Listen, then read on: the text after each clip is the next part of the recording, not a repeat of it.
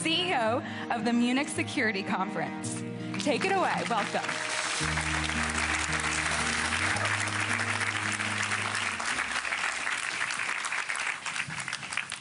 That's the hot seat for you. Very good. Good morning, everyone. Good morning.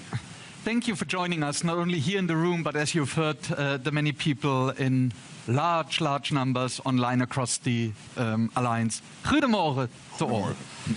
As somebody who knows a little about events, people say, can I just start by congratulating the Public Diplomacy Division and the 3 Dutch partners for putting together quite a show. What a great public forum. I just hope all of you forget how smooth it was to get in here until you come to Munich in February. So to start us off this morning, we are honored to have the Secretary General with us. We know this is probably the busiest day of the year, so thank you for taking 30 minutes out of your busy schedule. And it's particularly brave of you because other SGs that have sat down with me in the recent past have, hopefully temporarily, ended up as finance ministers in Norway. Yeah. Now desperately trying to find the money that you are calling for. Yeah. May this destiny be spared for Norway, which has some money. Yeah. So let me tell you all how this is going to work the next 27 minutes and 20 seconds. I came prepared with many really clever and really hard questions. Yes, and I don't have to because your staff has just told me that a week ago you asked citizens across the Alliance to hand in questions. Yeah. Luckily for me, they're actually better than my own. Unluckily for you, they're actually harder. So I will warm you up with 2 questions before we get to the tough cookies. And then we'll try to get through as many as we can in the remaining minutes. So, Secretary General, you have taken the take your work home approach to a totally new level. How does it feel to host your first ever summit here in your hometown, The Hague? I feel so proud that it is in my hometown, and some Dutch journalists think that this was very well prepared. In 2022, when we started with NATO to have this lobby, to have the summit, this was at the Madrid summit, to have the NATO summit in The Hague, we thought about the 75th. In 2024. But the US basically said, well, no, never. That will go to Washington. You can get the one after in 2025. Okay, also fine. But I was not able to plan for a summit and elections and for me become a Secretary General all at the same time. So, yes, I'm a brilliant planner, but not so good. But it feels really great to host a summit here in The Hague. Now, not me personally. It is now, of course, Dick Schoof doing it, the new Prime Minister. But I'm really proud. I live in this city. I was born in this city. I was raised in this city. I love the city, so it's very special. Perfect. So central to the summit is, and that is also very clever, the Hague investment plan, branding wherever one looks, as agreed by the defense ministers a little earlier this month. Talk us through the plan. Why is it important and what does it mean for the Alliance? Yeah, this is really important. And let me just highlight what happened yesterday. Germany announcing that Germany wants to reach the 3.5% of core defense spending, and therefore the overall 5%, not in 2035. They want to reach it in 2029. Sweden announced last week they want to reach in the coming years the 3.5%. Norway, under the wise leadership of course, Jonas Støre, the Prime Minister, but also with the help of the Finance Minister, Jens Stoltenberg, we know him very well, will reach the 3.5% and therefore the 5% in the coming years. So these are the first announcements now coming in. We know that countries like Poland and Estonia, Latvia, Lithuania, Finland, they are very close, already over the threshold, and many others will follow. So, and why is this important? Because we know that Russia is reconstituting itself at a pace, at a speed which is really staggering and frightening. And so we have to stand ready. If we don't, we cannot defend ourselves in 3 to 5 years from now. Today they know if they try anything, our reaction will be devastating. But we have to make sure that in 3 to 5 years they won't try. So if we want to prevent war, spend more, peace through strength, we can put every label on it, but they are all true. So this is really historic. Perfect. And I mean, we keep talking about defense spending. We also keep talking about the defense industry. And we've been talking about the defense industry for ages. What's different this time? What's different this time is that it is serious and that the defense industry now finally knows what we need. So in the past, when I came in October and we had a big meeting in November with the CEOs of the big defense industry companies in this beautiful residence in Brussels, they told me, yeah, Mark, but we need 10-year contracts. I told them, We can't, because in the US you have a yearly cycle, in Europe you will have election-to-election cycles, forget about 10-year contracts. But now what we have is the spending plans. We know the money is there. Take Germany again. They will more or less double their money spent on defense compared between 2021 and 2029. So that is from about 70 billion to about 150 billion. This is just one country in NATO doing this. So we know the money is there, and because we have finalized the NATO defense planning process, where Pierre von Jay, who is sitting here as the Allied Commander Transformation, but of course also the International Staff at Headquarters, with all the allies, has worked very hard on this to assess what are the capabilities each of the allies need to deliver if Russia or anyone else would attack us. From there, we came to the conclusion that we needed this 3.5% core defense spending, so the industry now knows this. What we are seeing at the moment is that finally, but this can still be done at a more rapid pace, they are putting in the extra production lines, the extra shifts, but again, more needs to happen. We will have an industry forum later today. I'm constantly in contact with the defense industry, so I'm hopeful we will get there. But the Russians are really doing this. I mean, you know this figure. I think it is for them the 152 ammunition. They are producing in 3 months what the whole of NATO is producing in a year. And they are 25 times smaller as an economy than the overall NATO economy. So this is not sustainable long term. So we have to ramp that up. And you might say, yeah, but you'd also need drones and AI. Absolutely, we will do all that. Yes, exactly, I was seeing it here. No, but we will absolutely do all that. But every general is telling me, and please not yes, that I'm right, that still, when it comes to warfare, the base is stockpiles of ammunition. And yes, then we also need, of course, the drones and the AI and all the new technology. You feel warmed up now? Yes. So we'll go to the questions. Oh, this was the easy. Yeah. This was the easy part. So I think you'll see them back on the screen here. We'll try to get through as many of them as possible. The first one is from Jose Pereira from Portugal. With the US strikes on Iran's nuclear sites, alongside the Israel-Iran war, the Hamas-Israel conflict, the Ukraine-Russia war, how can NATO defend its allies? NATO can defend its allies by 2 things. One is a deal. A deal we struck in 1949 when NATO was established that an attack on one will be an attack on all. But not just that. That's important. That's the Article 5. But what we have in NATO is the structures, the command structures, the intelligence structures, everything in place to back that up. So it's not just that I will tell you I will come to your rescue if you get attacked. And we will see then when it happens how I will do that. We have everything in place, everything arranged, everything organized to make sure that we can do that. So NATO was not established only to fight the Russians if they would attack us. They are our most immediate long-term threats, immediate and long-term.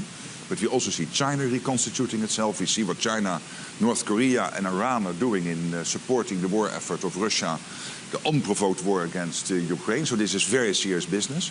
Iran providing the drones technology to Russia and the drones themselves. And we see the impact they are having now in Ukrainian cities every day, killing innocent people. So this is all interconnected. So what we need to do is to make sure that we have the plans, the people, the money in place, and then we can protect our 32 allies. Perfect. You just mentioned people in place. Emmanuel Jacob from Belgium has asked how to translate increased defense spending in additional troop numbers, including better recruitment practices and retention policies. A very good question, Emmanuel, and this is happening as we speak in most NATO allied countries. I know from my own country that the State Secretary here in this country is working on this day and night, how to make sure that you have actually the people in place to make it happen. You will see some countries moving to general conscription, other countries are taking different views on this. Of course, this is for each ally to decide how they will do this when it comes to the HR policies, but everything is geared to make sure that we have the troop numbers. We heard from Germany, again, sorry that I come back to that example. I like that. Yeah, and I know, and it's not to slime with you, but... but it's working. It's working. You're really very kind. They need, in the short term, about an extra, is it 60,000 troops? And longer term, it will be even more. So that means that you need the recruitment process in place, you need to have the salary structures in place, the money, etc., etc. But of course, that's there now.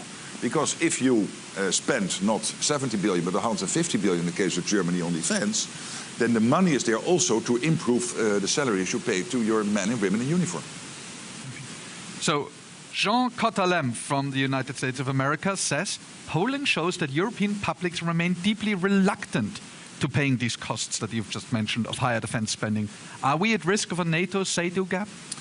No, I would not agree with Sien on this, because when you look at the latest opinion polling done in NATO, you see that many people, and it is getting to really high numbers, are supporting the fact that yes, there is a direct threat from Russia, that yes, if we do not invest now, we are really at risk that the Russians might try something against NATO territory in 3, 5 or 7 years. And therefore there is large-scale support. I see it in my own country. I've seen the polling data this morning in NRC newspaper in this country saying that there is now a majority of population really supporting the extra money spent on defense, because this is the great thing about democracies. You cannot fool people. So the people living in this country and all other NATO allies, they know that there is a change. That we are not living in happy land after the Berlin Wall came down. We are living in much more dangerous times, and there are enemies, adversaries who might want to attack us. And we have to make sure that we defend our beautiful way of life and systems and our values. See, in Munich we love the elephant in the room, as you know from your many times there. There is, a lot being said about our enemies, adversaries, rivals, but there also seem to be a few doubts about our friends. And let me pull up the next question. Maria Elena Guzman from the United Kingdom and Spain. How do you assess the reliability of the United States as a NATO ally? And what steps can NATO take to maintain unity and trust within the alliance? Yeah, this question I got many times, particularly since January. And basically were two questions. Question number one was, Mark, is the US still with us? Yes, they are. You might want to turn on your television when Emmanuel Macron is visiting the Oval Office, when Keir Starmer is visiting the Oval Office, when Giorgia Meloni is... Hey, by the way, when I was visiting, you might want to see that footage. There is total commitment by the US President and the US senior leadership to NATO. However, it comes with an expectation. And the expectation is that we will finally deal with this huge pebble in the shoe, this huge irritant, which is that we are not spending enough as Europeans and Canadians, and they want us to equalize with what the US is spending. And when it comes to this famous 5%, the US is basically they're there. When you look at what they spend on core, but also on all the defense and security-related investments. But they want to equalize what they're spending with us. And for us, of course, the main argument is not to equalize. Yes, that is important because it is fair, but the real reason to do this, the first reason to do this, is the Russia threat. So these things come together. And then the second question was, okay, so the US will stay with us, they are committed to Article 5, we believe you, Mark, but hey, then they might pull down the troop numbers in Europe without making pre-announcements. And Sakur, our most senior commander in NATO, might be a European, a Brit or a German leading the military side of the alliance. There are many reasons why it is an American, because America is delivering all these enablers to NATO, also in Europe. So you want a US senior general to lead the military alliance on the military side. I said, well, okay, I don't think it will happen. And hey, guess what? The new Supreme Allied Commander has been announced, and last time I checked his passport, it was US. So that didn't happen. So my message to my European colleagues is stop worrying so much. Start to make sure that you get the investment plans done, that you get industrial base up and running, that the support for Ukraine remains at a high level. Luckily, it is still today. I mean, this is what you should work on, and stop running around being worried about the US. They are with us. Perfect. There are definitely other places we need to be worried about. Next elephant in the room, Ukraine. Let me combine two questions. Here from the Netherlands, Vicha Kolbeck says, with global attention shifting to the Middle East, how is NATO ensuring that Ukraine remains a priority? And later on, we have a question from Misha Ayev from Ukraine. How close are we to the solution of the Ukrainian conflict? And let me add, a third bit to that question. We were fortunate enough to have the Ukrainian foreign minister with us yesterday at dinner at this wonderful Klingendahl Institute. And Andrei Sibia was there? Yes. Oh, that's great. So, and he said that his great hope for the summit, obviously, is that the president gets some face time, but also that there will be concrete commitments to Ukraine. So what can you already say? How close are we to a solution? Will there be concrete commitments? And will the Middle East shift have a negative impact? If we would not be able to deal with, yes, the Middle East, which is very big and commanding all the headlines, and Ukraine at the same time, we should not in the business of politics and military at all. If you can only deal with one issue at a time, that will be, then let other people take over. So I think we're all in this room and listening in, and the senior politicians and military people are able to deal with two issues at the same time. I don't think that's too much to ask. And by the way, we can, and the evidence is there, because at this moment, the Europeans and the Canadians have pledged for this year 35 billion in military support to Ukraine. Last year it was just over 50 billion for the full year. Now, before we reach half year, it is already at 35 billion. And there are even others saying it is already close to 40 billion. The numbers I can now commit to are over 35. But I hope, of course, that the one saying it's close to 40 is right. But at least it is over 35. So that is fantastic news. And that means that the support for Ukraine is still at a level even higher than it was last year. And we also see a shift of the burden from the US more to the Canadians and the Europeans, which I think is fair. That we take a bigger share of this burden as Europeans and Canadians from the United States. When it comes to peace, I cannot predict when it will happen. I want to commend President Trump for breaking the deadlock. When he came in office, he started dialogue with President Putin, and I always thought that was crucial. And there's only one leader who could break the deadlock originally, and that had to be the American president, because he is the most powerful leader in the world and leading 25% of world GDP and the mightiest and most powerful military in the world. So him doing that, breaking that deadlock, was very important. But this doesn't mean that we are now getting to a deal immediately. It will take time, but it helps. And in the meantime, we have to make sure that Ukraine has everything to stay in the fight. That Ukraine is in the strongest possible position when real talks would start. So I'm not talking about these talks which this Russian historian is now leading, going back to 1,000 years ago, and then who was responsible for whatever in Istanbul now twice. And this is not serious business. And I was very proud of the Ukrainians that they sent the senior team there with the foreign minister, the defense minister, the chief of staff. So they took this serious. But clearly, Russia was not serious. But hopefully, serious talks will start in the near future. And then we have to make sure that whatever the long-term ceasefire or the peace deal on Ukraine will be, that it is lasting, that it is durable, that Vladimir Vladimirovich Putin will never, ever again try to catch 1 square kilometer, or for the Americans, 1 square mile of Ukrainian territory. Let me add. Yes, I think that deserves a round of applause. Let me add one more quick point on Ukraine, if I may. That's not on the list. I know. No. You took my cards away, so how I know.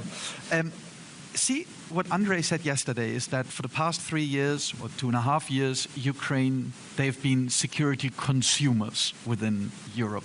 But they're slowly but surely turning into security producers. What is it that we at NATO, that you at NATO HQ are learning from the conflict in Ukraine? Enormous, a lot. So we have this joint organization now in Poland, JTEC, which is capturing all the lessons from the war. And of course, we are learning day in, day out from what the Ukrainians are doing. We also are learning that and seeing that the Russians are copying what the Ukrainians are doing in 2 or 3 weeks. So it is a learning cycle which basically takes 2 or 3 weeks at a time. It forces us at NATO and in each allied country to really reconsider, think through all our basic defense concepts compared to 3.5 years ago. So that's one. Second, don't forget, Ukraine is one of the biggest producers of weaponry in Europe. It has a huge defense industrial base. The problem is there is an untapped potential of about $35 billion, which they still could develop. And the good thing now is, we mentioned Jens Stoltenberg before, and Norway, but let me also mention Denmark and Lithuania, that many countries who have seen their own stockpiles getting more and more depleted are now also investing in this defense industrial base in Ukraine. so that Ukraine can therefore produce the weapons it needs to produce for the warfare. It's also helping them economically. It is helping us long term because the defense industrial base will be there after the war, also, of course, for Europeans and other allies to buy from. Let's not forget, by the way, that Turkey has a very big defense industrial base. We sometimes forget, but they have. I have visited some of their companies. It's really impressive. That's one of the reasons we have to make sure that the Turkish defense industrial base is as closely connected as possible to the UK, Norway, and the European Union. Let's not have these fences drawn up within NATO. It won't help. But back to Ukraine. And then, of course, we have the Czech ammunition initiative, which started now 1.5 years ago, in February 2024, and which is really successful and making sure that 155 ammunition and other deliveries into Ukraine keep on going. Let's go back to the questions. I'm not sure how the UK sneaked in a second question, but they did. How does the Secretary General, EU, view the situation on the alliance southern border, given Russian influence in Africa, persistent conflict, climate change, fragile governments, and migration? This is one of the reasons why we constantly have to do the 360 degrees. Because, as I said, our long-term direct threat is Russia. But it is not the only threat. There might be others.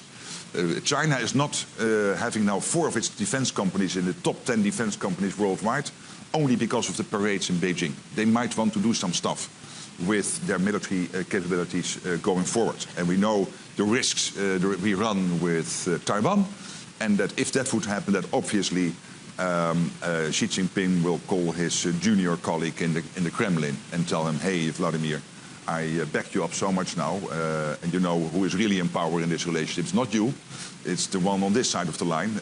Can you keep them busy in Europe? So that's China, Russia. Then when it comes to the southern border, it's crucial. And this is something Spain and Portugal and Italy and Greece have consistently fought for. That NATO is very much concentrating on the southern border. We are opening an office in Jordan. Of course, we have the NATO mission in Iraq. We are helping in the G5 Sahel. Mauritania is a close partner, for example. We know that whole region, when you look at the map, China and Russia are rapidly, when it comes to Africa and the G5 Sahel, but also generally Africa, mid and north of Africa, the Chinese and the Russians are rapidly gaining influence. So let's not be naive. That's why we have a special representative. I personally have a special representative for the southern neighborhood. For the south. And therefore southern neighborhood and the southern flank. And he is constantly traveling, this guy who is really excellent, traveling all these countries and making sure that wherever NATO can help, we do. Perfect. We've around 5 minutes left. 2 more questions, I think, both of them. Who's coming after me? The Prime Minister. No, the real Prime Minister. We can take more time. No. No. I'm kidding. So, next question from Estonia, Eva Zula. How do we speed up the adoption of emerging and disruptive technologies, including for use in missions and operations? But this is crucial. And as I said, yes, this is all happening, but let's not forget about the base, and that's the ammunition, because I'm really worried about ammunition. I'm happy that the UK is now building 6 new ammunition factories as part of their defense plans launched 3 weeks ago. But of course, when it comes to emerging and disruptive technologies, we have to be at the forefront here. Again, the war in Ukraine, the Russian war of aggression against Ukraine, is giving Ukraine and the whole of NATO a lot of insights when it comes to exactly this question. We also know that, of course, this has an impact on cyber, on hybrid. It's one of the reasons why this is on the agenda today and tomorrow, hybrid, cyber, etc., to make sure that as an alliance, we can not only fight the visible wars, but that we are also able to confront any adversary when it comes to that. And one of the things Pierre did together with Chris Cavoli when on the 25th of December we had this attack between Finland and Estonia on one of the sea cables, is that we brought together this Baltic Sentry activity, which is now sailing the Baltic Sea. The Russians hate it. They really hate it, so I love it. And this is basically to say, well, hey, guys, you have all these merchant ships. They constantly lose their anchors, and then they have that anchor slap over the seabed for 100 miles. We might do a support mission into Russia to teach your commercial fleet how to sail those ships, because it seems to be very difficult for you guys, if there is no other intention. And one of the things I learned with Baltic Sentry is that when something is called an activity and not a mission, you do not need 32 approval. So I said, from now on, we only will have activities and no missions, because it speeds up the decision-making process. They brought together this whole activity, I should not say mission, in 10 days. And this was, I think, one of the fastest deployed activities Yes. activities in NATO history. Yeah. Perfect. Italy has also somehow managed to sneak in 2 questions. I'm not going to take this one. I'm taking one that fits here. It says, in a world like today's, how does NATO plan to increase its defense against cyber attacks? And how, specifically, will artificial intelligence be used to pursue this target? Yeah, well, obviously this is key. So I've been personally speaking to technology experts on this, but of course, that's me as an historian trying to understand that new technology. Don't leave it with me. But obviously we have experts in NATO, in the military side, in the international staff, in the military committee, led by Admiral Dragones. So we have these experts in the building, and I think that's particularly crucial. Again, this is to the underlying issue of cyber, hybrid, and making sure that we can defend ourselves. And that our adversaries know, of course, what we do against them. I don't know, that's for allies. But it's from them to us that we stand ready and that we are not naive. See, I've wondered how Italy sneaked in so many questions. Now I see the Admiral, now I know it's all clear. Pino is an Italian passport holder. Yeah. See, I think we have time for one very quick question and an even quicker answer. Justin Anthony Roven from Canada. Do you think it'd be possible for a Canadian like me to become NATO Secretary General one day? Absolutely, Justin. I have no idea. It's not Justin Trudeau, I think. No, it's just...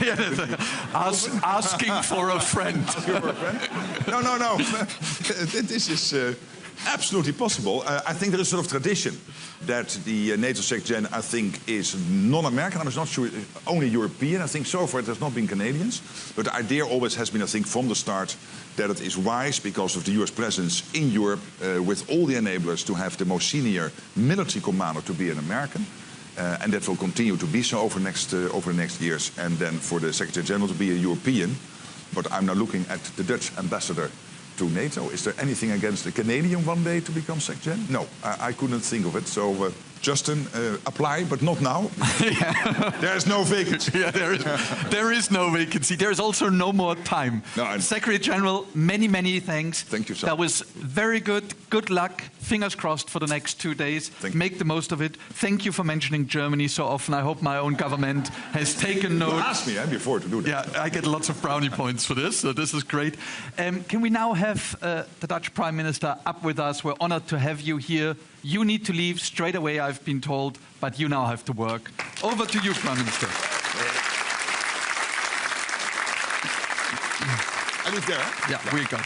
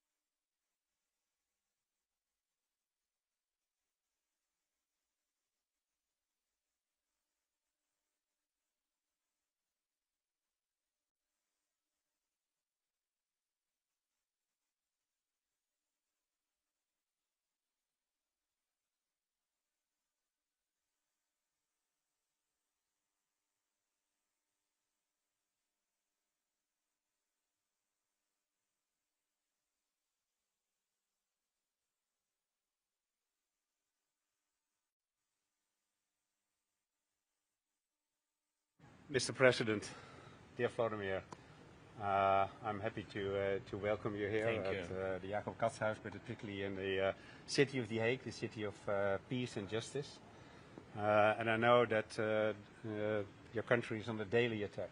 Recently, Kiev, and my heartiest condolences for all the losses in Ukraine. Thank you so much. And I think it makes very clear that we should stand up together against Russian aggression, and we should resist and condemn the Russian aggression. And as you know, the Netherlands always supported Ukraine. And we will do so in times of war, but also in time of peace.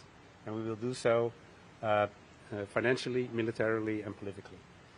And I'm glad to announce that, and the Minister of Defense and the Minister of Foreign Affairs will speak about it as well, that I can announce that we have a new package, a package that contains 100 drone radar systems, which are very important, unmanned vehicles that can be used at the front line to bring back wounded soldiers. And also we have the drone initiative that we put about, I think, about 80 million into developing drones in the Drone Alliance. But also we agreed, or going to agree, that we're going to produce drones in the Netherlands for Ukraine on your specifications. I think that are important developments. And let me be very clear, Ukraine is part of the family that we call the Euro-Atlantic family. Thank you so much, and good to have you here, Vladimir. Thanks so much, dear Dick. Dear journalists, I'm happy to visit Netherlands, and thank you for your invitation to Hague. Really, I agree with you. It's a great city, city of justice, and I think that we will continue, and I really count on your help and support. We will continue work on justice and to make Russia accountable for its crimes. And this is very important for our families, for all of us. I think for all the Europe and the world who really respect values and rights and the law, what is very important. The second point, I'm really thankful to the biggest three countries in Europe who helped us from the very beginning of this aggression, Russian aggression. It's Netherlands, Germany, and UK. I'm very thankful to Netherlands for such support, for a big budget for this year, and I know that your thoughts about next year and increasing support. Thank you very much. And of course, I want to talk with you on what to focus, what is the most important for us. Co-production of drones. Now we see this is the priority for the world. Everybody value now that the level of technologies in Ukraine during the war increased very much, and we have these technologies and we want to share them with our partners, with Hague. We began to work with some countries on co-production, and I'll be happy to work with Netherlands, and our production can work in Ukraine and here, and I think it will be a good step toward. And also, toward that, the new technologies and to save Europe at the end, because we see Russia worked with these drones with North Korea and with Iran. That's why we need to do our steps, our security steps.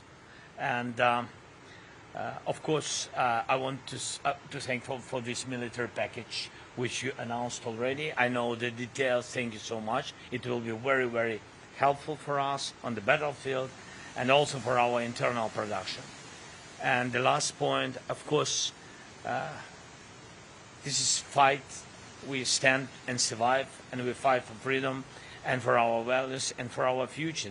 Thank you for your, of course, condolences. This is very high price of this war, high price which Ukraine spent, and it's people's lives. And we see our future in a peace, and we need peace very much. And we in a peace Ukraine, and in Ukraine without war, and of course a part of a big family of EU family. And I want to speak with you. Also, we need some more urgent steps according to the clusters in EU, and this is very important to open these classes, and we need support, and I want to speak with you about it also. Thank you so much again. Thank you. Thank you very much. Thank you, Dick. Yes. Thank you. No, we yes.